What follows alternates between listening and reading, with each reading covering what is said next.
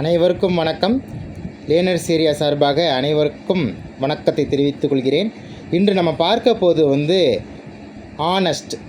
அது என்ன ஆனஸ்ட் அப்படின்னு உங்களுக்கு டவுட்டு வரலாம்.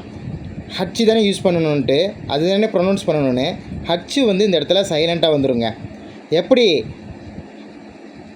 ஹவர் அப்படிங்கிறது அவர்னு நம்ம சொல்கிறோம், ஹவர்னு சொல்லக்கூடாது. அவருங்கிறது மேலே இருக்குது பார்த்தீங்களா, அந்த ஹச்சு ரெண்டு இதுலேயுமே ஹச்சு சைலண்ட்டுங்க. OUR இதை தான் நம்ம ப்ரொனவுன்ஸ் பண்ணணும், அவர்னு. அது மாதிரி இங்கேயும் ரெண்டாவதுக்கு பாருங்கள், ஆனஸ்ட், ONEST, ஆனஸ்ட் தான் நம்ம பயன்படுத்தணும். சரிங்களா? ஆனஸ்டானது நேர்மைங்கிறது.